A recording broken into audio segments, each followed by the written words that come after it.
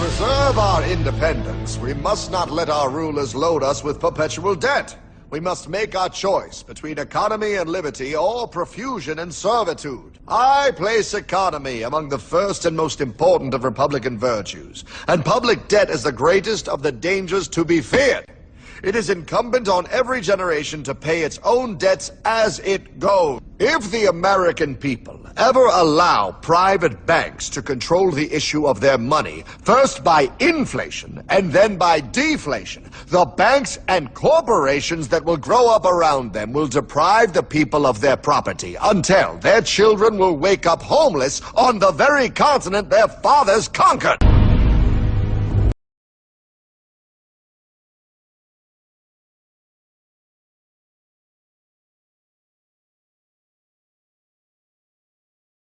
There's a chart I saw recently that I can't get out of my head. A Harvard business professor and economist asked more than 5,000 Americans how they thought wealth was distributed in the United States. This is what they said they thought it was. Dividing the country into 5 rough groups of the top, bottom, and middle 3 20% groups, they asked people how they thought the wealth in this country was divided. Then he asked them what they thought was the ideal distribution, and 92%, that's at least 9 out of 10 of them, said it should be more like this. In other words, more equitable than they think it is. Now that fact is telling, admittedly, the notion that most Americans know that the system is already skewed unfairly. But what's most interesting to me is the reality compared to our perception. The ideal is as far removed from our perception of reality as the actual distribution is from what we think exists in this country. So ignore the ideal for a moment. Here's what we think it is again. And here is the actual distribution. Shockingly skewed. Not only do the bottom 20% and the next 20%, the bottom 40% of Americans barely have any of the wealth. I mean, it's hard to even see them on the chart. But the top 1% has more of the country's wealth than 9 out of 10 Americans believe the entire top 20% should have. Mind-blowing. But let's look at it another way, because I find this chart kind of difficult to wrap my head around. Instead, let's reduce the 311 million Americans to just a representative 100 people. Make it simple. Here they are. Teachers, coaches, firefighters, construction workers, engineers, doctors, lawyers, some investment bankers, a CEO, maybe a celebrity or two. Now let's line them up according to their wealth. Poorest people on the left, wealthiest on the right, just a steady row of folks based on their net worth. We'll color code them like we did before based on which 20% quintile they fall into.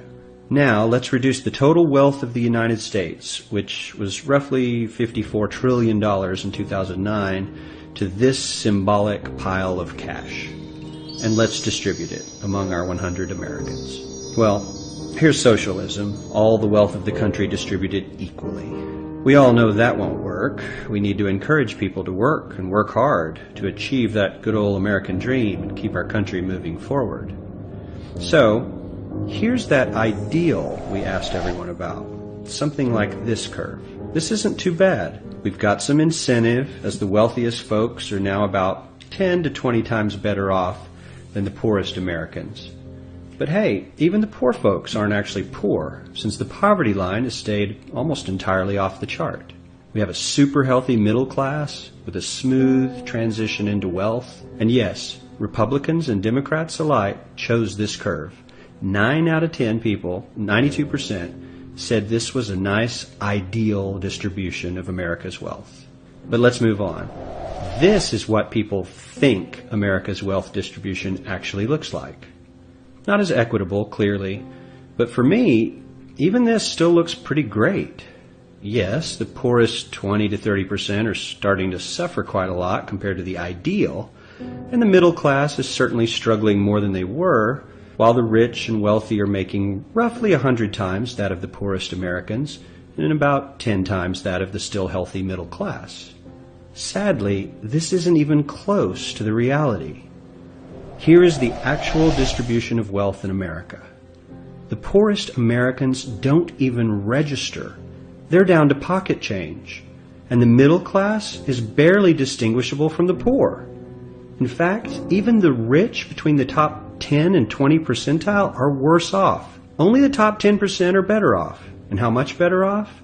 So much better off that the top 2 to 5% are actually off the chart at this scale. And the top 1%, this guy, well, his stack of money stretches 10 times higher than we can show. Here's his stack of cash, restacked, all by itself. This is the top 1% we've been hearing so much about. So much green in his pockets that I have to give him a whole new column of his own, because he won't fit on my chart. 1% of America has 40% of all the nation's wealth. The bottom 80%, 8 out of every 10 people, or 80 out of these 100, only has 7% between them. And this has only gotten worse in the last 20 to 30 years. While the richest 1% take home almost a quarter of the national income today, in 1976 they took home only 9%, meaning their share of income has nearly tripled in the last 30 years. The top 1% own half the country's stocks, bonds, and mutual funds. The bottom 50% of Americans own only 0.5% of these investments, which means they aren't investing. They're just scraping by. I'm sure many of these wealthy people have worked very hard for their money. But do you really believe that the CEO is working 380 times harder than his average employee? Not his lowest paid employee, not the janitor, but the average earner in his company. The average worker needs to work more than a month to earn what the CEO makes in 1 hour. We certainly don't have to go all the way to socialism to find something that is fair for hardworking Americans. We don't even have to achieve what most of us consider might be ideal.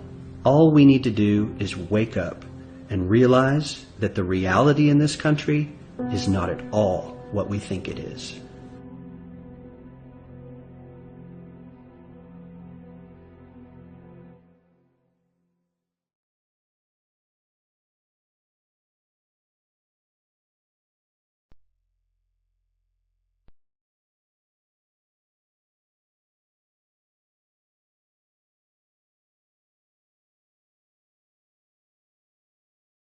Every human on this planet is enslaved, whether they know it or not. This is not the crude and primitive slavery of ancient times. It does not rely on whips and shackles to keep the oppressed in their place. These tools have been rendered obsolete by much more sophisticated methods. That most of the enslaved are unaware of their condition and would in fact argue fiercely that they are free is a testament to the effectiveness of these invisible chains. You've heard the expression, money makes the world go round. There's truth in that. Money is the prime motive for human labor in modern civilization. If you want food, shelter, and clothing, you must have money. And unless you're part of that tiny minority that has more money than they could ever spend in their lifetime, then you must work, beg, or steal for that money. That's why you get up in the morning and go to work, even if you hate your job. And that's why the specter of unemployment is more terrifying for most people than the prospect of spending 50 years of their life performing menial tasks within the confines of a fluorescent-lit cubicle. Of course, in Western countries, some are fortunate enough to have pulled away from the brink and do not live in fear that their basic needs will be met, at least for now. And yet they keep spinning the hamster wheel. Why is that? Could it be because money and the bling that it buys have become symbols of status and prestige? Money offers an illusory form of social validation, but even those who are not caught up in distinguishing themselves by how much they accumulate still must acknowledge the social stigma that comes with poverty. The combination of these primal motivators, the need for food, shelter, clothing, and social validation, is a very powerful force. It's enough to drive humans to engage in all forms of activity, even to the point of harming themselves or others in the process. The accumulation of money is therefore an accumulation of social and psychological power, and those who control the creation of money control this power at its source. So who controls the creation of money? Well, in the case of the US dollar, it's not the government. This shouldn't be an earth-shattering revelation. The fact that the Federal Reserve is a private institution owned by a cartel of the world's most powerful banks is quickly becoming common knowledge. Even the mainstream media doesn't deny it at this point. However, the full extent of what this means is only clear when you understand how the banking system really works. And unfortunately, this isn't something we're taught in school. Once you have it explained to you in simple terms, you'll understand why. Every dollar in circulation is loaned into existence by a bank. The process begins with the Federal Reserve when they loan out money to the U.S. government and to other entities. You've probably heard this talked about before, especially in regards to the interest rate on those loans, which the Federal Reserve raises and lowers depending on economic conditions. But what's never talked about in the mainstream is the fact that the Fed isn't actually loaning out money that they have. They are merely typing those dollars into existence on a computer. You may be inclined to believe that this money is based on some physical backing like gold, but you'd be mistaken. The Federal Reserve hasn't owned any gold since the 1930s. The Federal Reserve does not own any gold at all. We have not owned gold since 1934. So we have not engaged in any gold swaps. When the Federal Reserve loans money to the U.S. government gives the Federal Reserve government bonds in exchange. These bonds are simply written promises to pay back the money that was loaned to them with interest through taxation. So to be clear here, the government is taking out a loan from a bank that is creating that money out of thin air, and they're expecting you, the taxpayer, to cover that loan. The absurdity of this arrangement is even more obvious when you realize that up until 1913, the U.S. government created its own money and had no need for a bank to play the part of a middleman. That new money loaned out by the Federal Reserve enters circulation through the banks, accumulates in the banks, and in the end, the banks end up holding all the cards. Not necessarily for the reasons you may imagine. Contrary to popular belief, the majority of money in circulation isn't actually created by the Federal Reserve, but rather by the ordinary banks that businesses and individuals use for their checking, savings, and mortgages. How is this possible? Well, like the Federal Reserve, ordinary banks are allowed to loan out money that they don't have. There are, of course, restrictions. Banks are only allowed to loan out 10 times the amount of money that they actually have. So if Wells Fargo has $1,000, they can loan you $10,000, and they expect you to pay back that $10,000 plus interest. This is called fractional reserve banking. 75% of all money in circulation is created in this manner. Now, as bad as this may seem, this is really only the tip of the iceberg. Most banks structure payment plans so that for many years, you're paying almost nothing but interest, and only start paying down the principal gradually. The result of this strategy is that in most cases, you pay far more in interest when you purchase a house than the house itself is worth. So here's the real question.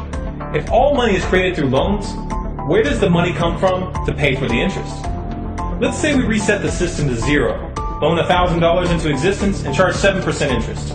We now have a total of $1,000 in the system. But we owe $1,000 plus interest, and that's more. The interest ensures that there's always more debt than money in circulation, because the money to pay the interest doesn't exist. Never has, never will.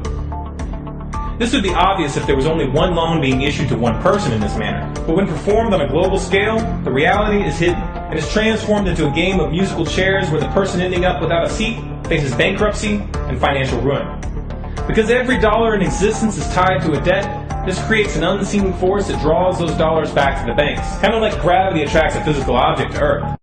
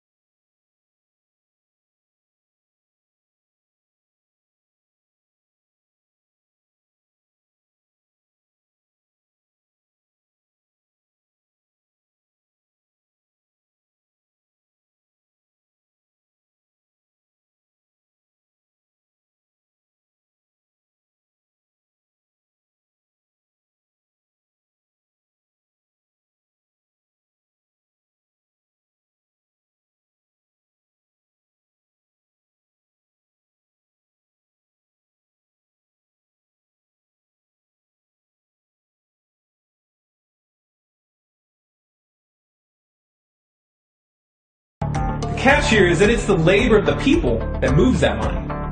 Every hour that you work to pay back a loan or to keep the government from throwing you in jail over income taxes is an hour worked for the banks. The total receipts from personal income taxes just barely covers the interest on the national debt.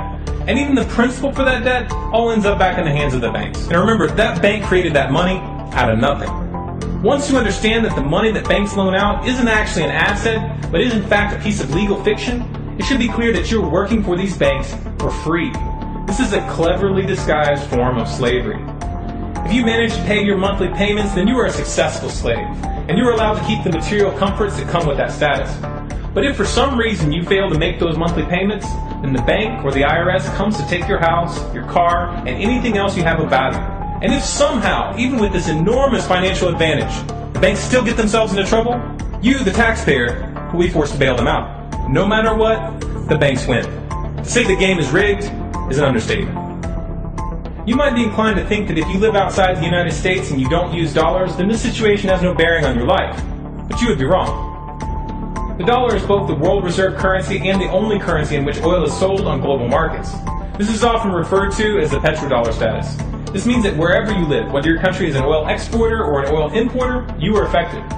If your country is an oil importer, then you are affected by the fact that in order to keep your country running, you have to acquire dollars. To acquire those dollars, you have to send goods and services to the United States or to someone else who did.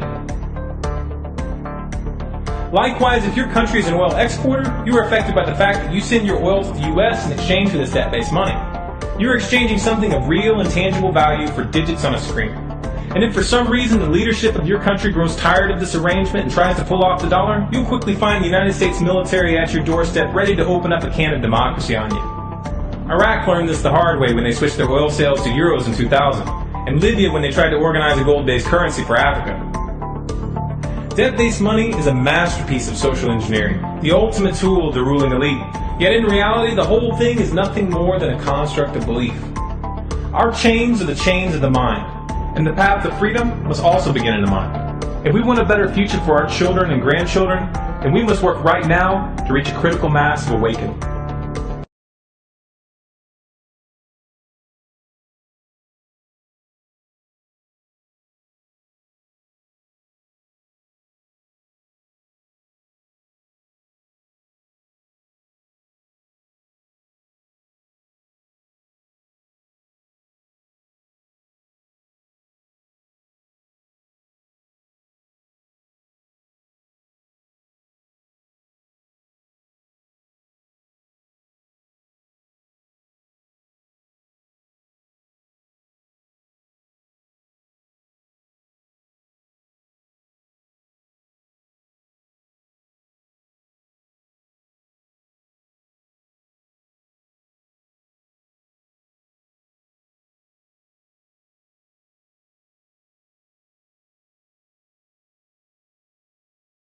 Just how rich and powerful is Lord Evelyn Rothschild? Historically, the Rothschild family wealth was hidden in underground vaults. The Rothschild secret financial records were never audited and never accounted for. Their family commissioned biographies give the illusion that their family fortune has dwindled, but researchers estimate their wealth at close to $500 trillion, more than half the wealth of the entire world. Besides their many castles, palace mansions, wineries, racehorses, and exotic resorts, the Rothschilds bought Reuters in the 1800s. Reuters then bought the Associated Press, which selects and delivers the same news stories to the entire world, day after day. They have controlling interest in 3 major television networks and easily avoid media attention since they own it. They also fix the world price of gold on a daily basis and profit from its ups and downs. Over the centuries, the Rothschilds have amassed trillions of dollars worth of gold bullion in their subterranean vaults and have cornered the world's gold supply. They own controlling interest in the world's largest oil company, Royal Dutch Shell. They operate phony charities and offshore banking services where the wealth of the black nobility and the Vatican is hidden in secret accounts at Rothschild Swiss banks, trusts, and holding companies. Although Evelyn Rothschild looks like a harmless gray-haired old man, make no mistake about it, Rothschild and his ancestors have handpicked presidents, crashed stock markets, bankrupted nations, orchestrated wars, and sponsored the mass murder and impoverishment of millions.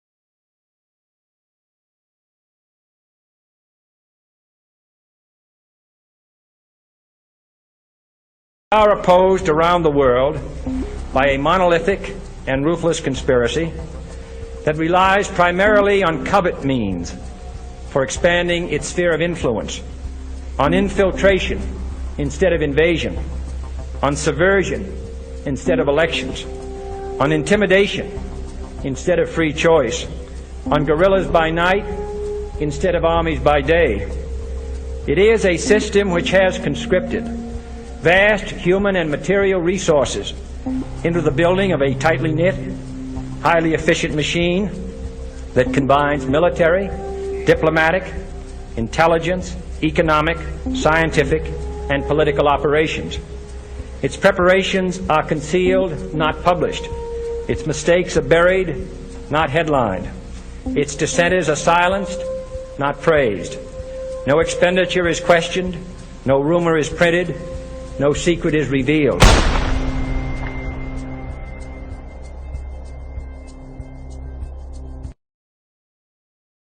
On June 4, 1963, President Kennedy signed Executive Order 11110. This executive order empowered the U.S. Treasury to issue real money without the Fed.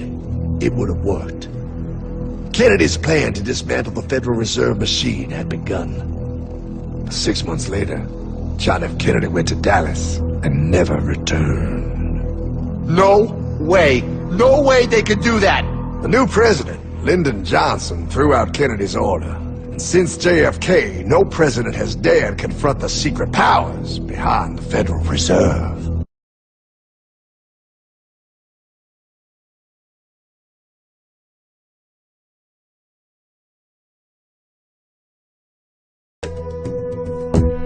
In 1945, the Bretton Woods Agreement established the dollar as the world reserve currency, which meant that international commodities were priced in dollars.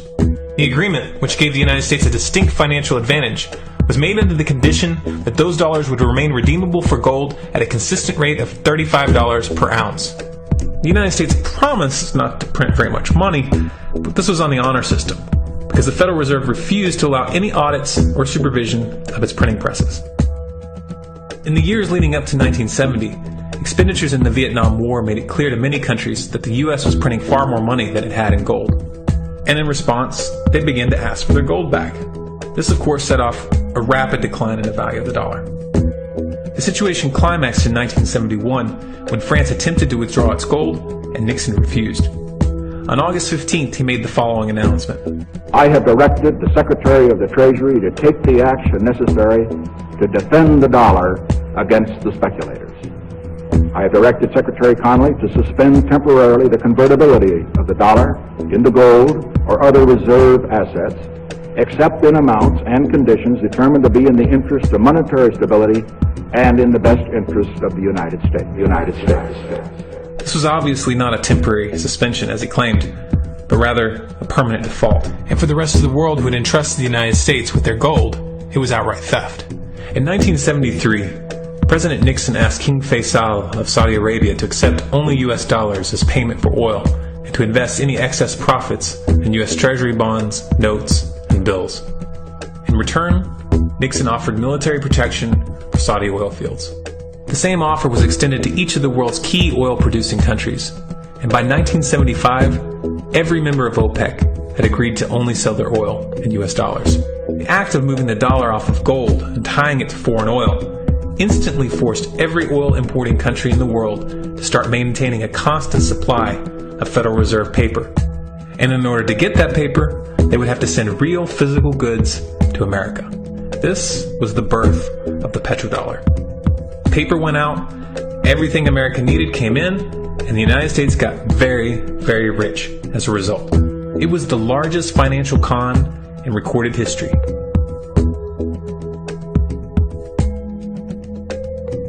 The arms race of the Cold War was a game of poker. Military expenditures were the chips, and the U.S. had an endless supply of chips. With the petrodollar under its belt, it was able to raise the stakes higher and higher, outspending every other country on the planet, until eventually U.S. military expenditures surpassed that of all other nations in the world combined. The Soviet Union never had a chance. The collapse of the communist bloc in 1991 removed the last counterbalance to American military might. The United States was now an undisputed superpower with no rival. Many hoped that this would mark the beginning of a new era of peace and stability. Unfortunately, there were those in high places who had other ideas. Within that same year, the U.S. invaded Iraq in the first Gulf War. And after crushing the Iraqi military and destroying their infrastructure, including water purification plants and hospitals, crippling sanctions were imposed which prevented that infrastructure from being rebuilt. These sanctions, which were initiated by Bush Sr. and sustained throughout the entire Clinton administration, lasted for over a decade and were estimated to have killed over 500,000 children. The Clinton administration was fully aware of these figures.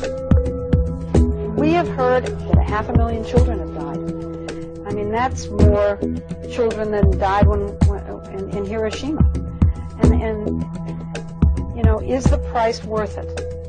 I think this is a very hard choice, but we think the price is worth it. Ms. Albright, what exactly was it that was worth killing 500,000 kids for?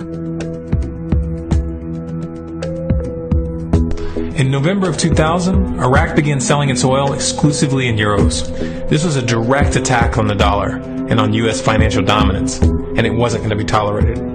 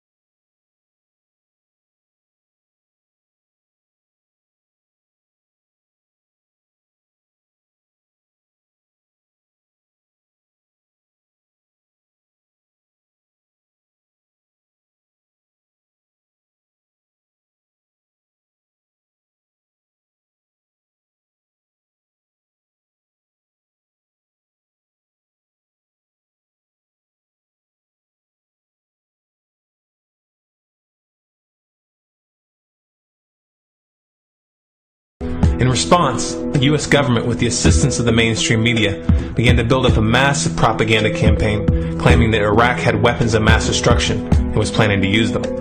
In 2003, the U.S. invaded, and once they had control of the country, oil sales were immediately switched back to dollars. This is particularly notable due to the fact that switching back to the dollar meant a 15 to 20% loss in revenue due to the euro's higher value. It doesn't make any sense at all unless you take the petrodollar into account.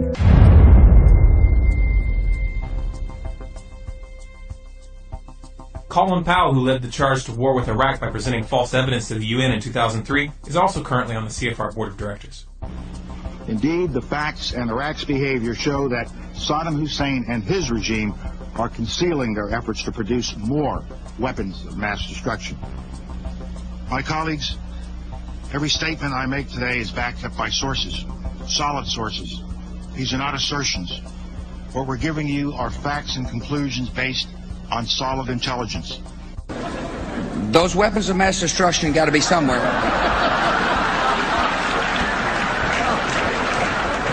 Nope, no weapons over there.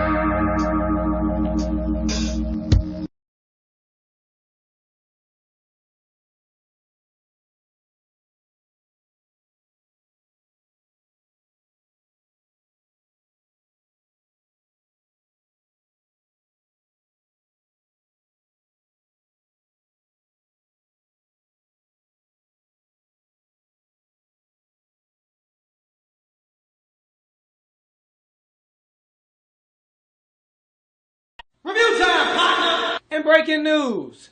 To all of you who don't like conspiracy theorists, all of y'all who don't like truthers, who want to call truthers crazy, your fun is over. Those days of you having the illusion of credibility are over. The truth prevails over your ignorance. The truth is universal. You can try to say, oh, truthers are white supremacists. How does that work? Whatever you want to say. You've been demonizing 9/11 truthers all these years. You're demonizing Sandy Hook truthers. Well, if it was a real conspiracy, don't you think the media would talk about it? Don't you think it would be on the front page of the news? Don't you think? Well, if it was a real government conspiracy, why do you think they would let that be on the news? Because you know the news stations are bought and paid for. You know the news, they read off a script, right? You know the news reporters do that, right? No, you don't know that? No, I trust my news. They are more credible than you. You are just some truther. I watch the news and I get informed. You get informed, don't you? Those reporters, they give you exclusive information. It's the third time I've said that. I'll probably say it 3 more times. See, in my line of work, you got to keep repeating things over and over and over again for the truth to sink in, to kind of catapult the propaganda. Now, you don't need us to tell you that gas prices are back on the rise. Well, if you filled up your gas tank lately, then you don't need us to tell you that gas prices are back on the rise. You don't need us to tell you that gas prices are back on the rise. You don't need us to tell you that gas prices are back on the rise. You don't need us to tell you that gas prices are back on the rise. You don't need us to tell you that gas prices are back on the rise. You don't need us to tell you that gas prices are back on the rise. You don't need us to tell you that gas prices are back on the rise. You don't need us to tell you that gas prices are back on the rise. You don't need us to tell you gas prices are back on the rise. You don't need us to tell you that gas prices are back on the rise. You don't need us to tell you that gas prices are back on the rise. You don't need us to tell you gas prices are back on the rise. You don't need us to tell you that gas prices are back on the rise. You don't need us to tell you gas prices are on the rise. I know. President, earlier this year you told us you had ordered your administration to cease and desist on payments to journalists to promote your agenda. You cited the need for ethical concerns and the need for a bright line between the press and the government. Your administration continues to make the use of video news releases, which are prepackaged news stories sent to television stations, fully aware that some or many of these stations will air them without any disclaimer that they are produced by the government. Comptroller General of the United States this week said that raises ethical questions. Does it raise ethical questions about the use of government money to produce stories about the government that wind up being aired with no disclosure that they were produced by the government? There is a Justice Department opinion that says these pieces are within the law so long as they're based upon facts, not advocacy. And I expect our agencies to adhere to that ruling, to that Justice Department opinion. This has been a long-standing practice of the federal government to use these types of videos. The Agricultural Department, as I understand, has been using these videos for a long period of time. The Defense Department, other departments have been doing so. It's important that they be based upon the guidelines set out by the Justice Department. Now, I think it'd be helpful if local stations then disclose to their viewers if that's, that this was based upon a factual report and they chose to use it. But evidently in some cases that's not the case. So anyway. guarantee that's happening by including that language in the prepackaged report. Yeah, I don't, look, oh, you mean a disclosure on George W. Bush and I? Well, some way to make sure it couldn't air without the disclosure that you believe is so vital. Ken, I mean, there's a procedure that we're going to follow, and the local stations ought to, if there's a deep concern about that, ought to tell their viewers what they're watching. Conan O'Brien may be about to push the envelope on late-night television. Conan O'Brien may be about to push the envelope on late-night television. Conan O'Brien may be able to push the envelope on late-night television. Conan O'Brien may be about to push the envelope on late-night television. Conan O'Brien may be about to push the envelope on late-night television. Conan O'Brien may be about to push the envelope on his late-night television. Conan O'Brien may be about to push the envelope on late-night television. Conan O'Brien may be about to push the envelope on late-night television. Conan O'Brien may be about to push the envelope on late-night TV. Conan O'Brien may be about to push the envelope on late-night television. For these anchors to ask no questions, do no fact-checking, and hold no differing interpretation of the news they're delivering is not only absurd, it's downright dangerous.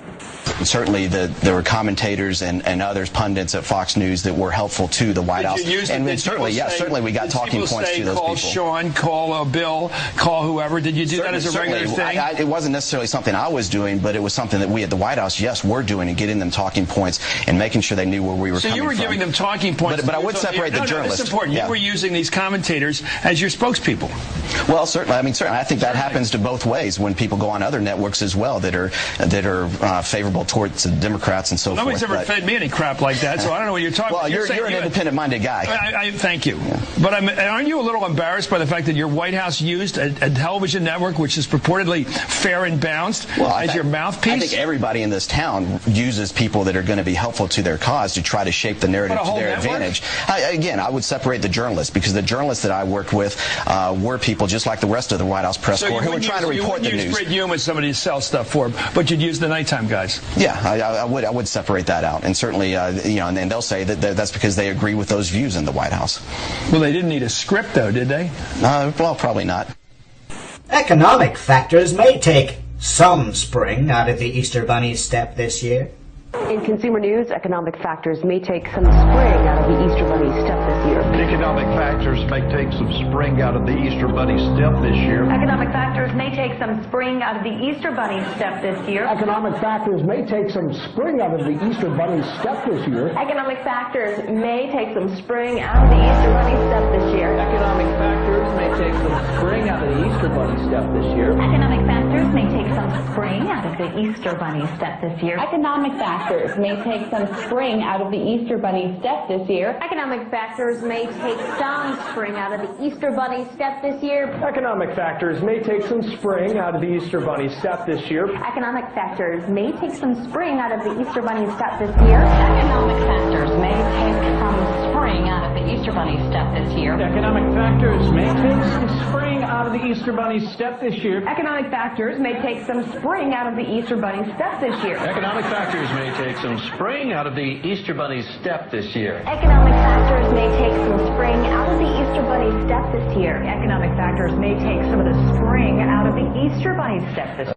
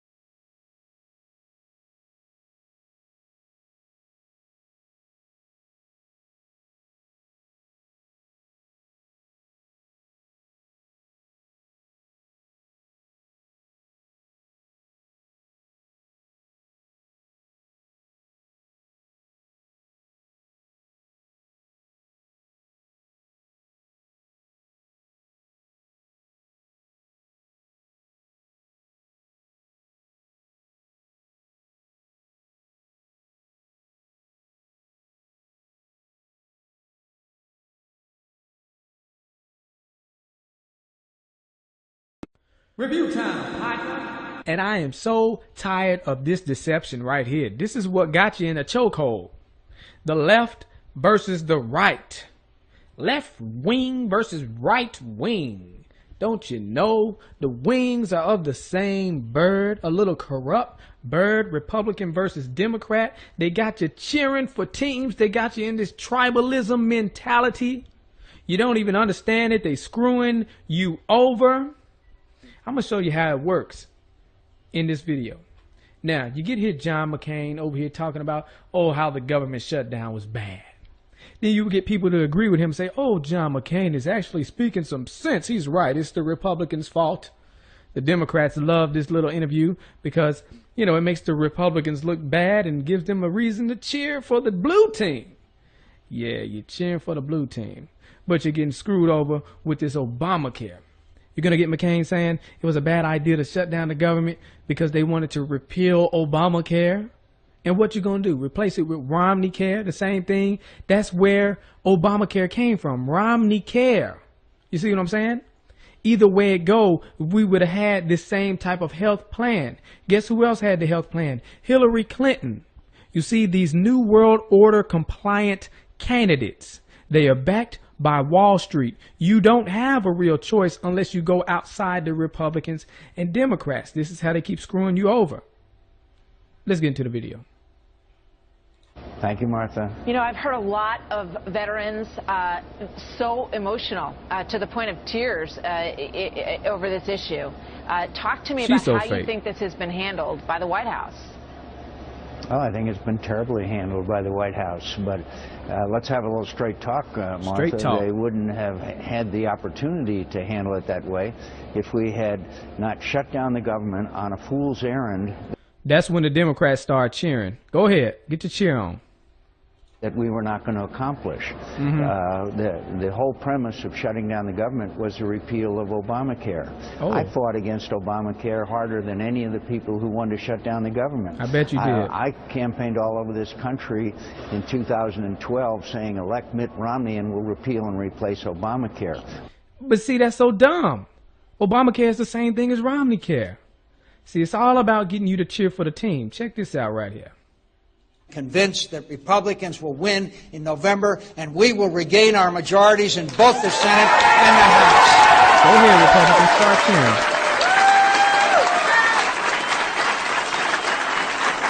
I'm blinking like that. Stop blinking like that. What's your problem? And we will win House seats right here in Arizona. We will lead in Arizona. Let's get to the point. Jeez, this uneventful speech. And when we do, we will stop the out-of-control spending and tax increases and repeal and replace Obamacare. And they cheering. But repeal and replace Obamacare means they're going to put in Romney Care, which is the same doggone thing. Think I'm lying. Think I'm lying. We're going to look at this later. But let me see. Here we go. Governor Romney said this has to be done on a bipartisan basis. This was a bipartisan idea. In fact, it was a Republican idea. Oh. And Governor Romney, at the beginning of this debate, wrote and said, what we did in Massachusetts could be a model for the nation.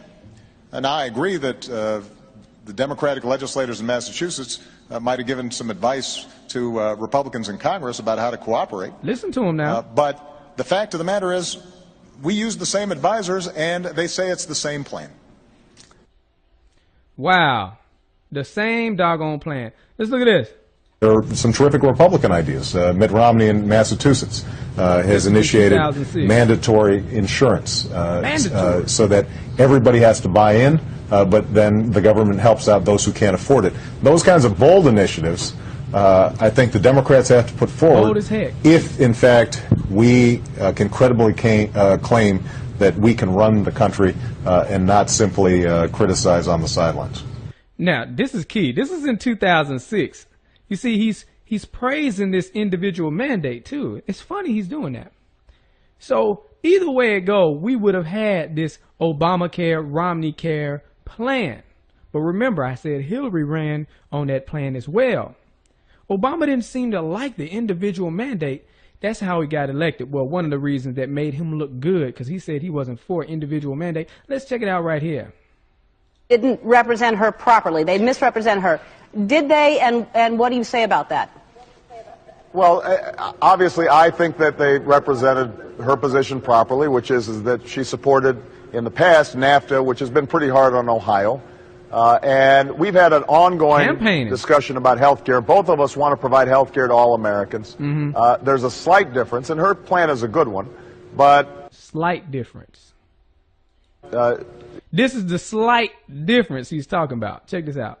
She mandates that everybody buy health care. She'd have the government force every individual to buy insurance. Which is what Obamacare is. And I don't have such a mandate because I don't think the problem is that people don't want health insurance. It's that they can't. No, I don't want it. I don't want health insurance. Afford it. So I focus more on lowering costs. And this is a modest difference, but it's one that she's tried to elevate, arguing that because I don't force people to buy health care that I'm not insuring everybody. Well, if things were that easy, I could mandate everybody buy a house, and and that would solve the problem of homelessness. It doesn't. Uh-oh, watch out, y'all. He might do that next. So there you go. Obama with his lying self. Y'all need to stop with this. You're over here arguing, acting like you're against Obamacare, you Republicans. And they're talking about repeal and replace Obamacare with the same thing. What the heck is your problem? Get out of this tribalism mentality.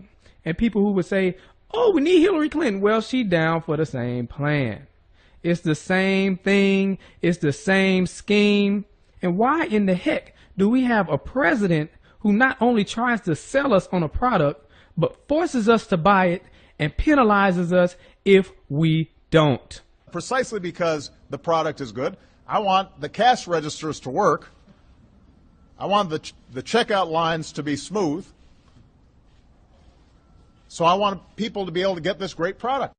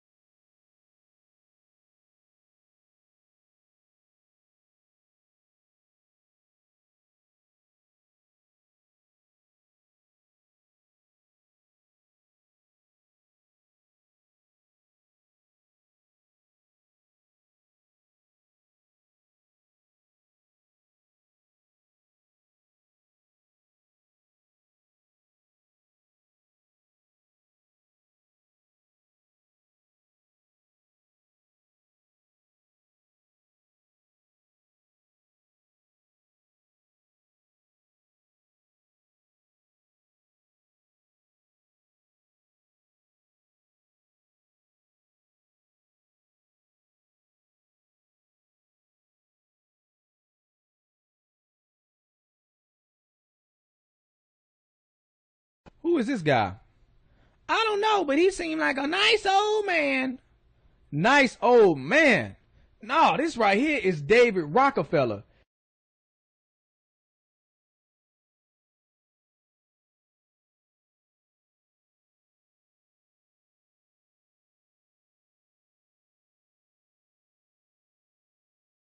This guy right here, you need to do some research on David Rockefeller. Feel free to do that whenever you get a chance. But people who know about this man right here, they know he is nothing but trouble. Rockefeller, come back. We don't want your New World Order, you know? Leave Chile right now. Leave Chile. You are not. You're killing a lot of people. You're killing a lot of people. Leave here. Leave Chile right now. Leave Chile. Leave Chile. We don't want your world government. Leave Chile right now. Leave Chile, okay? Leave Chile. Your family is the most disgusting in the world, you know? Leave here. Leave. You also, you're a traitor to Chile. Mr. Agustin Edwards, you're a traitor to Chile, okay? You're a traitor to Chile. What you're doing right now, okay? You know everything. You know everything. You're participating with him.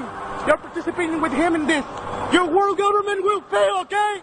You heard what the man said. Leave Chile. Why was that man so mad at him? You want to know why? Because he knows the Rockefeller family is for the New World Order agenda. What is the New World Order agenda? Well, that is the plan of this secretive elite, this cabal, to bring about a one world government. And not only a one world government, but a one world currency. And not only a one world currency, but a one world religion to glue it all together, which would mean they would have total control. These small amount of people controlling the whole world has never happened before. What else is going on? Well, depopulation. These guys push for depopulation in third world countries. You can see here Henry Kissinger. Depopulation should be the highest priority of U.S. foreign policy towards the third world. So what they're doing is systematically killing off large populations of third world countries, and they're working to bring America to third world country status. They control the banks. They control the money. They will do it. That is their plan. And eventually they want to have the population down to an amount where they can control all the people. But you know what? You don't even have to take my word for it. I had a friend, Nick Rockefeller, okay, who was one of the Rockefeller family. And he, when I was running for governor in Nevada, he came to me, introduced himself to me through an attorney. And we became friends. We started talking about things. And I learned an awful lot from Mr. Rockefeller. And one of the things that we used to talk about was the ultimate plan of the banking industry, what they wanted to accomplish. And the goals of the banking industry, not just the Federal Reserve System, but the private banks in Germany and England, all over Italy, all over the world, they all work together. They're all central banks. And they're all part of the Communist Manifesto. You know, central banking is one of the major planks of the Communist Manifesto. We talk about America being a capitalistic country, but yet at the same time we have a central bank that plans everything for us, right? And the graduated income tax is another plank of the Communist Manifesto, right? So right there you have two major planks of the Communist Manifesto that have been brought in because of the Federal Reserve System, okay? So the ultimate goal that these people have in mind is the goal to create a one-world government where everybody has an RFID chip implanted in them. All money is to be in those chips, right? There'll be no more cash. And this is giving me straight from Rockefeller himself. This is what they want to accomplish. And all money will be in your chips. And so instead of having cash, anytime you have money in your chip, they can take out whatever they want to take out whenever they want to. If they say you owe us this much money in taxes, they just deduct it out of your chip digitally. Total control. Total control. And if you're like me or you, and you're protesting what they're doing, they can just turn off your chip. And you have nothing. You can't buy food. You can't do anything. It's total control of the people. And that chip's connected to a database that has your purchasing records, what you do. Everything is in there, you know? And so they want a one-world government controlled by them, everybody being chipped, all your money in those chips, and they control the chips, and they control people. And you become a slave. You become a serf to these people. That's their goal. That's their intentions. And if you look here, he even tells you this is what he is about. Some people believe we are part of a secret cabal working against the best interests of the United States, characterizing my family and me as internationalists, and of conspiring with others around the world to build a more integrated global political and economic structure. one world, if you will. If that's the charge, I stand guilty and I am proud of it. That's David Rockefeller telling you he wants this new world order. Well, he didn't say new world order. Oh, so you need him to say new world order. Okay. All we need is the right major crisis, and the nations will accept the new world order. See that? That's why you got to pay attention. But before we break it down, I want you to see this. You were both in Skull and Bones, the secret society. It's so secret we can't talk about it. What does that mean for America? The conspiracy theorists are going to go on. I'm sure they are. I don't know. I haven't seen the rest. Number 322? First of all, he's not the nominee. And, look, I look forward... Are you prepared to lose? No, I'm not going to lose. You both were members of Skull and Bones, a secret society at Yale. What does that tell us? Not much, because it's a secret. Is there a secret handshake? Is there a secret code? I wish there were something secret I could manifest. 322, a secret number? There are all kinds of secrets. We had a worldview.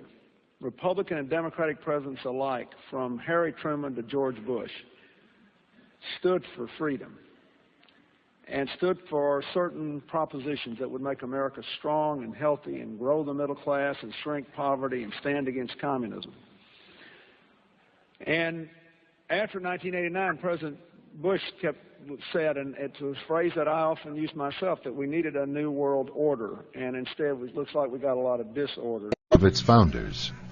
We have before us the opportunity to forge for ourselves and for future generations a new world order, a world where the rule of law, not the law of the jungle, governs the conduct of nations.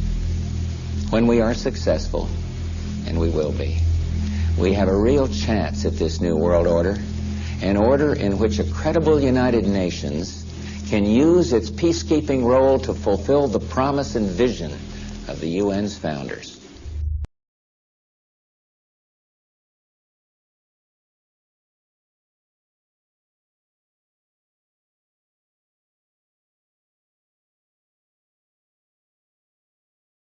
If you go outside the city of Atlanta, go east about 60 or 70 miles to the town of Elberton, and then go north on Highway 77 about 10 miles, you'll find off to the right what's called the Georgia Guidestones. It looks kind of like Stonehenge, these big, huge granite rocks set up there. This was done by a guy who gave a pseudonym, came in, paid cash, had this company set these things up in 1980. He called himself R.C. Christian, but that's not his real name. It says right on the stones, a pseudonym, false name. On these Georgia Guidestones, it gives the 10 Commandments for the New World Order. 10 Commandments for the New World Order. The first commandment was to maintain humanity under 500 million. I went there and looked at those things and said, now, hold on a minute. Today's population is 6 billion. They want to maintain humanity under 0.5 billion.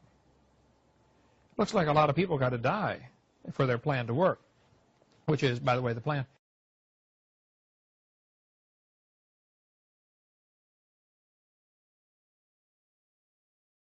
Jacques Cousteau said we'd have to eliminate 350,000 people a day. 1/3 of a million people a day would have to be eliminated to save Mother Earth. Bill Clinton said we need to reduce the population of the Earth to 1 billion. There are a lot of folks who would like to reduce the population of the Earth. The Bible command is quite the opposite.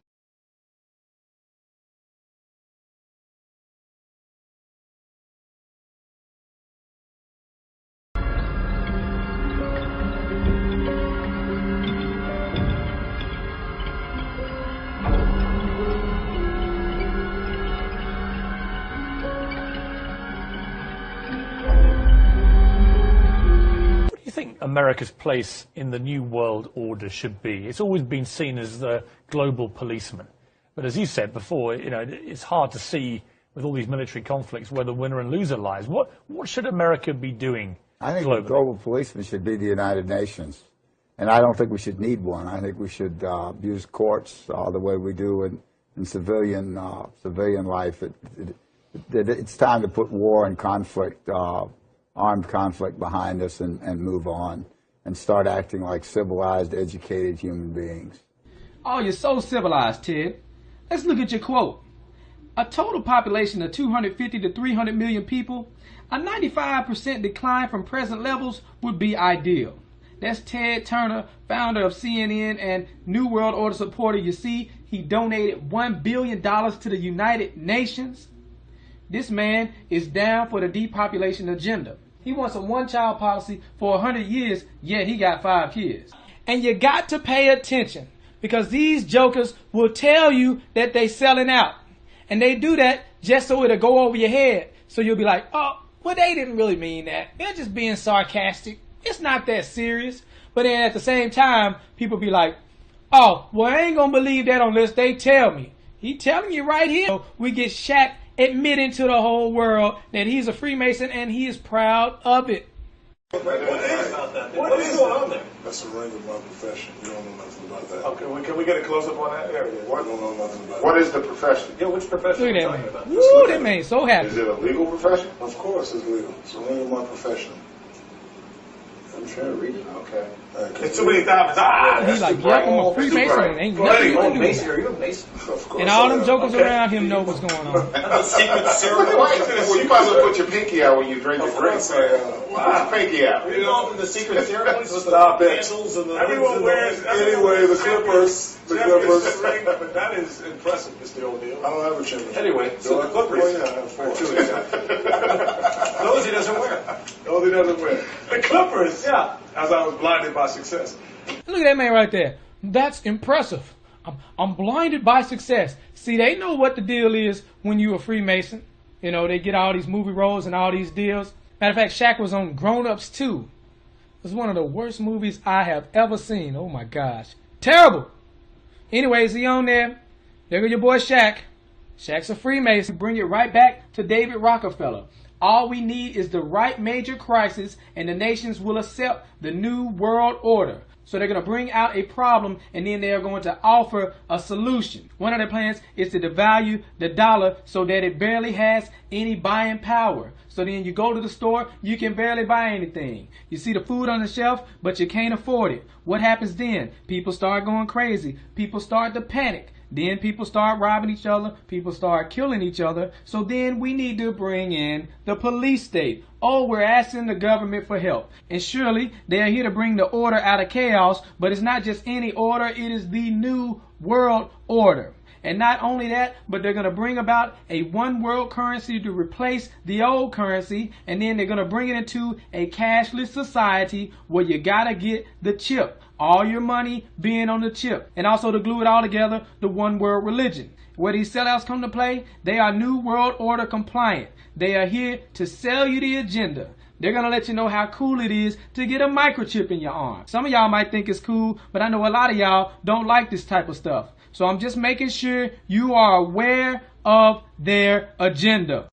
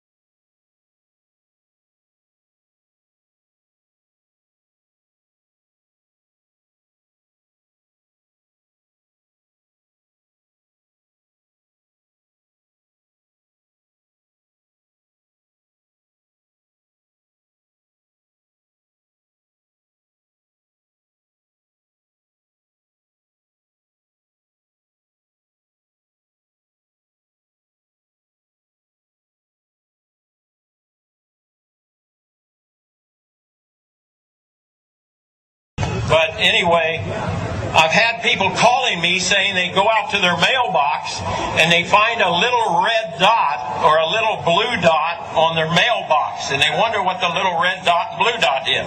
Well, it's marking your mailbox by the government, so when foreign troops come in here on us after martial law, if you have a red dot on your mailbox, they take you out immediately and shoot you right in the head. But if you have a blue dot, they take you to the FEMA camps being built by Halliburton right now to house 50 million Americans. They're building enough concentration camps in America by Halliburton that Cheney's getting rich off of, Vice President Cheney's getting rich off of, to put those with the blue dot on your mailbox in those concentration camps. Now, if you go out and you find a pink dot on your mailbox, that means that they believe you'll be a good slave and you're going to go along with the program and serve our international Antichrist masters. So watch for that dot.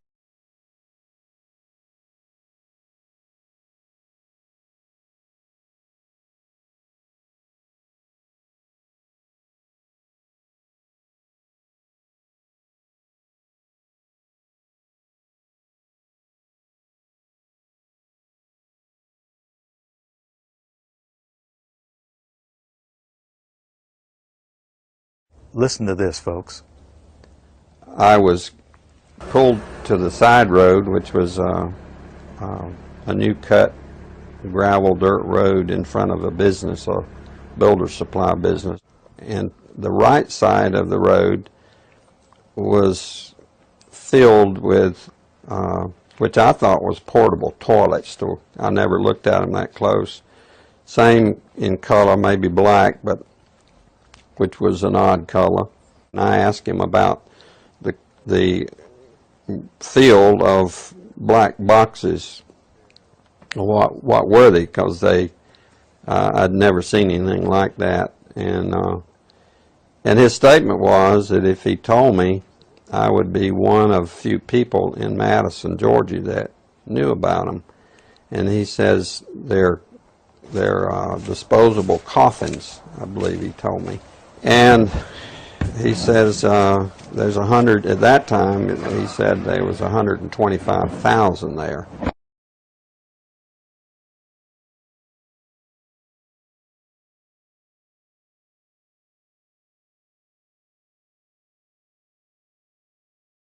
And the brother of the man that owns this field, that the government is leasing this field from to store these disposable coffins, this brother was given 3 years to set up temporary morgues around the country. An ad hoc legal approach for fighting terrorism.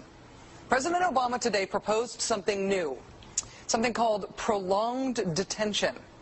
Doesn't sound that bad, right? Prolonged detention. Did you ever see the movie Minority Report? It was based on a Philip K. Dick short story. Came out in 2002. It starred Tom Cruise, remember? He played a police officer in something called the Department of Pre-Crime. Pre-crime is where people are arrested and incarcerated to prevent crimes that they have not yet committed. Mr. Marks, by mandate of the District of Columbia Pre-Crime Division, I'm placing you under arrest for the future murder of Sarah Marks and Donald Dumanos. Take place today, April 22nd, at 0800 hours, 4 minutes. No, I didn't do anything. You didn't do anything, but you're gonna. Future murder. Creepy, right? Putting somebody in jail not for what they've done, but for what you're very sure they're going to do? There may be a number of people who cannot be prosecuted for past crimes. In some cases because evidence may be tainted, but who nonetheless pose a threat to the security of the United States. We're not prosecuting them for past crimes, but we need to keep them in prison because of our expectation of their future crimes. Al-Qaeda terrorists and their affiliates are at war with the United States, and those that we capture, like other prisoners of war, must be prevented from attacking us again. Prevented. We will incarcerate people preventively. Preventive incarceration. Indefinite detention without trial. That's what this is. That's what President Obama proposed today, if you strip away the euphemisms. One civil liberties advocate told the New York Times today, quote, "We've known this was on the horizon for many years, but we were able to hold it off with George Bush." The idea that we might find ourselves fighting with the Obama administration over these powers is really stunning. And it is stunning.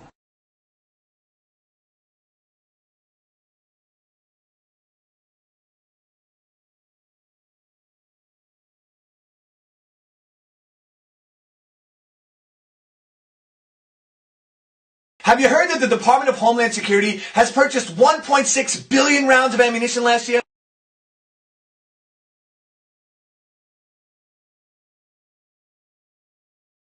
I mean, that's got to cost millions and millions of dollars. Correct me if I'm wrong, but isn't this country broke? I mean, you turn on the TV, you hear how we're laying off air traffic controllers, how people are going to die because of it. I mean, Harrison Ford is in a tizzy, and we're spending this much money on bullets? Do you know that 1.6 billion rounds of ammunition is enough to fight a 20-year war and still have bullets left over? My question is, who is the Department of Homeland Security planning to shoot? Do you realize that over the past couple of months, our government has tried to pass bills through Congress allowing them to arrest American citizens without due process, allowing them to kill American citizens without due process?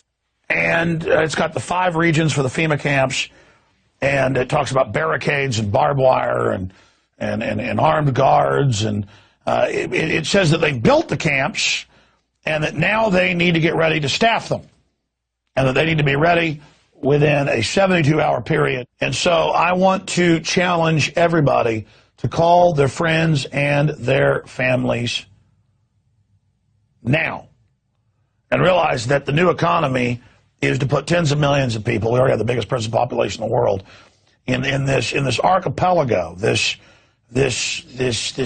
giant chain of facilities all over the country. The following video details the contents of a Department of Defense document entitled Internment and Resettlement Operations, also known as FM 3-39.40. The document is 325 pages long and it is signed by Joyce E. Morrow, Administrative Assistant to the Secretary of the Army. It was created in 2010, however, it's just been recently leaked to the public via the internet and can now be downloaded from multiple sources. In the description below, you'll find a download link for the document. I strongly encourage you to download it yourself and to verify everything that's being said here.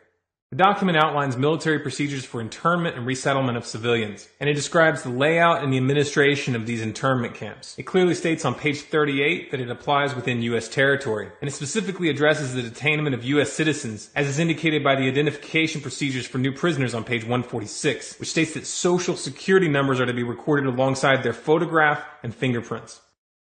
Included in the list of organizations which may be involved in these internment operations are the Department of Homeland Security, FEMA, the Department of Defense, and the United Nations. On page 56, the document outlines the responsibilities of psychological operations officers within the camps, among which it states that a PSYOP officer develops and executes indoctrination programs to reduce or remove antagonistic attitudes and identifies political activists. On page 281, the document goes into more detail regarding the role of psychological operations within the camps, specifically in regards to pacifying the population and ensuring cooperation. On page 238, it gives the conditions for the use of deadly force in such camps. Among the justifications for lethal force, it includes to terminate an active escape attempt. That point right there should make it clear that these camps are not benevolent disaster relief type facilities. On page 244, the document calls for the use of snipers during riots to, quote, scan a crowd and identify agitators and riot leaders for apprehension and fire lethal rounds if warranted. On page 260, it shows the basic layout for a facility focusing on detainment. It is depicted with interrogation areas, tribunal areas, and mortuaries. Each detainment facility is designed to hold 4,000 prisoners, and they are depicted with multiple levels of barbed wire separating compartments within the facilities, with a double barbed wire fence enclosing them, and watched over by 24 guard towers. On page 261, the document depicts the layout for what they call civilian resettlement facilities, which are designed to house 8,000 people. Though it uses the word resettlement, the plans show multiple levels of barbed wire dividing the sections of the facility, with double barbed wire fencing on the outside, as well as 16 guard towers. On page 262, the layout for facilities designed for what they call non-compliant prisoners is shown. These camps are designed to hold up to 300 prisoners, they have 3 interrogation centers, and are guarded by 13 guard towers. Now, if there's any question whether these plans are active or just theoretical, this should be settled by the fact that the U.S. Army has been running ads for job positions in these camps since 2009, and apparently, they're still hiring. Once again, if you look in the description, you'll find all the links you need to verify this information. It's important to note here that this document was created in 2010, which was under the Obama administration, and it predates the NDAA of 2012, which authorized military detainment of U.S. citizens. This clearly shows a long-term agenda at work.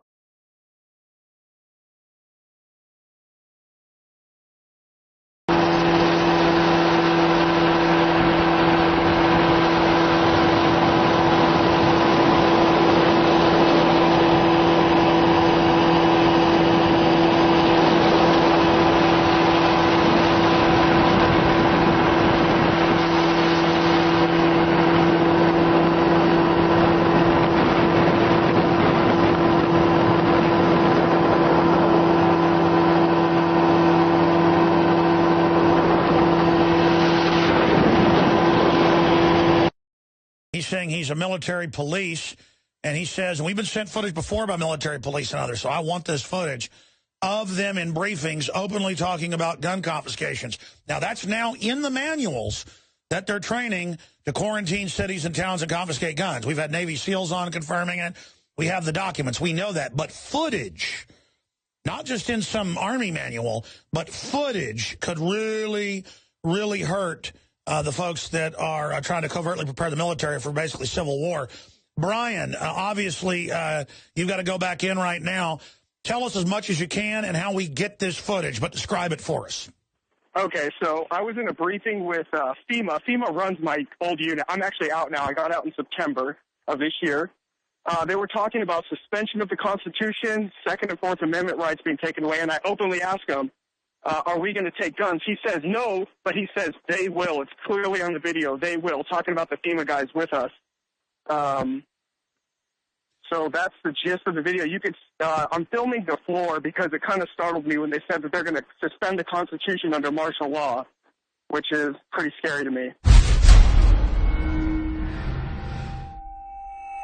Essentially, yeah, we pretty much at that time, your Second Amendment, all your rights, First Amendment rights, pretty much everything is at that moment just interrupted. Yeah. So you said that martial law suspends their Second Amendment, so I'm not going to, but would you say we would take weapons from people?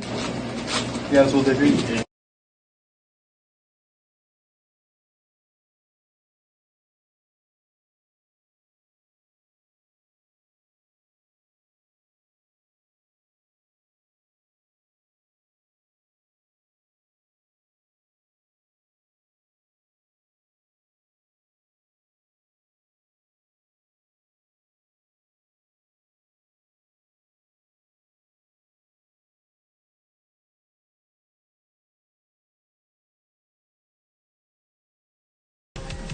Would you like to see all the executive orders that have been put into place to take over our nation, to have complete control over us, to take away our rights, round us up, and put us where they want us? Here we go. Executive Order 10990 allows the government to take over all modes of transportation and control of all highways and seaports. Executive Order 10995 allows the government to seize and control the communication media. Executive Order 10997 allows the government to take over all electrical power, gas, petroleum, fuels, and minerals. Executive Order 10998 allows the government to seize all means of transportation, including personal cars, trucks, or vehicles of any kind, and total control over highways, seaports, and waterways. Executive Order 10999 allows the government to take over all food resources and farms. Executive Order 11000 allows the government to mobilize civilians into work brigades under government supervision. Executive Order 11001 allows the government to take over all health, education, and welfare functions. Executive Order 11002 designates the Postmaster General to operate a national registration of all persons. Executive Order 11003 allows the government to take over all airports and aircraft, including commercial aircraft. Executive Order 11004 allows the Housing and Finance Authority to relocate communities, build new housing with public funds, designate areas to be abandoned, and establish new locations for populations. Executive Order 11005 allows the government to take over railroads, inland waterways, and public storage facilities. Executive Order 11051 specifies the responsibility of the Office of Emergency Planning and gives authorization to put all executive orders into effect in times of increased international tensions and economic or financial crisis. Executive Order 11310 grants authority to the Department of Justice to enforce the plans set out in executive orders, to institute industrial support, to establish judicial and legislative liaison, to control all aliens, to operate penal and correctional institutions, and to advise and assist the President. Executive Order 11049 assigns emergency preparedness function to federal department and agencies, consolidating 21 operative executive orders issued over a 15-year period. Executive Order 11921 allows the Federal Emergency Preparedness Agency to develop plans to establish control over the mechanisms of production and distribution of energy sources, wages, salaries, credit, and the flow of money in U.S. financial institution in any undefined national emergency. It also provides that when a state of emergency is declared by the President, Congress cannot review the action for 6 months. The Federal Emergency Management Agency has broad powers in every aspect of the nation. General Frank Salzito, chief of FEMA's Civil Security Division, stated in a 1983 conference that he saw FEMA's role as a new frontier in the protection of individual and governmental leaders from assassination and of civil and military installations from sabotage and or attack, as well as prevention of dissident groups from gaining access to U.S. opinion or a global audience in times of crisis. FEMA's powers were consolidated by President Carter to incorporate the National Security Act 1947 that allows for strategic relocation of industries, services, government, and other essential economic activities, and to rationalize the requirements for manpower, resources, and production facilities. The 1950 Defense Production Act gives the President sweeping powers over all aspects of the economy. The Act of August 29, 1916 authorizes the security of the Army in time of war to take possession of any transportation system from transporting troops, material, or any other purpose related to the emergency. The International Emergency Economic Powers Act enables the President to seize the property of a foreign country or national. These powers were transferred to FEMA in a sweeping consolidation in 1979.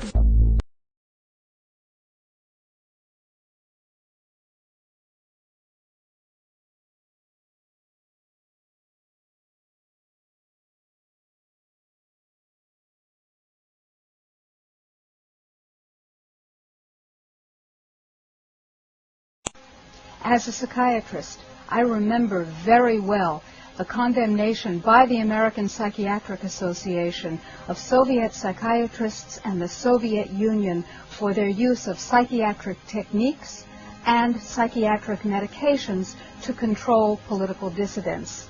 Sadly, shockingly, we in the United States have become those same oppressors. We now have a policy as exemplified by the FBI brochure from the Phoenix Office on Counterterrorism, which says people who are defenders of the U.S. Constitution against federal government and the UN, and make numerous references to the U.S. Constitution, should be monitored as potentially murderous and fanatical terrorists. By extension, should be considered mentally unstable. Under the new Freedom Commission, mentally unstable people must be medicated on a compulsory basis with lethal and untested but very profitable psychiatric medications.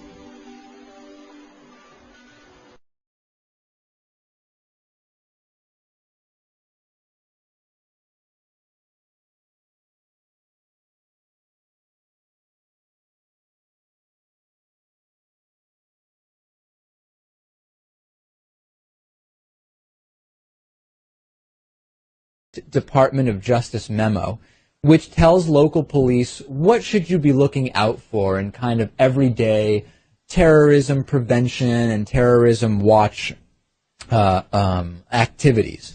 And one of the things that is considered a potential terrorist risk is individuals who harbor doubts about the official story regarding 9/11. The memo adds 9/11 official story skeptics to the growing list of targets.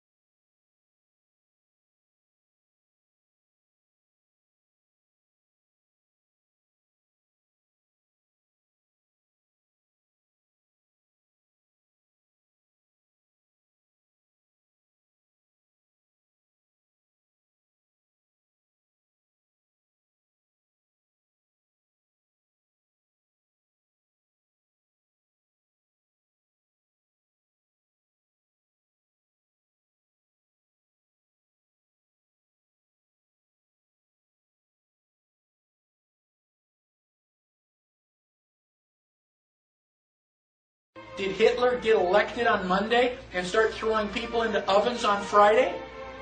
No, it was a gradual process. The first thing that Hitler did was start to write newspaper articles. Everything that was going wrong was the Jews' fault. They're the ones that caused all these problems. Did the Jews write their own newspaper articles and go, I disagree? So then the Jews had to wear the Star of David so we can tell who you are. Did they say, no, that's a violation of my privacy. I don't have to tell you. No, the Jews decided, well, it's a religious symbol. We love God. We should be proud to wear the Star of David. Eventually, the Germans came in and they broke all of the windows in all of the Jewish businesses in one weekend. The Saturday night was known as Kristallnacht, which is German for Night of Glass. Did the Jews rise up and say, now, damn it, you're violating my property, you shouldn't do that? No. Gosh, we don't want to make the Germans any madder than they already are. Don't piss them off. They've got guns. Eventually, the Germans are loading them up into cattle trailers on the trains. Where do you think you're going, on vacation? Where do you think they're going to take you? Well, now you're cold and naked and they're walking you into the ovens where you're going to go to mass execution. Is it time now to raise your hand and say, you know, I tend to disagree with all of this? Bang! You're dead. It's too late to complain. You should have complained at the beginning when you at least had a chance. How bad do things have to get before you do something? Do they have to take away all your property? Do they have to license every activity that you want to engage in? Do they have to be throwing you on cattle cars before you start to say, now wait a minute, I don't think this is a good idea? How long is it going to be before you finally resist?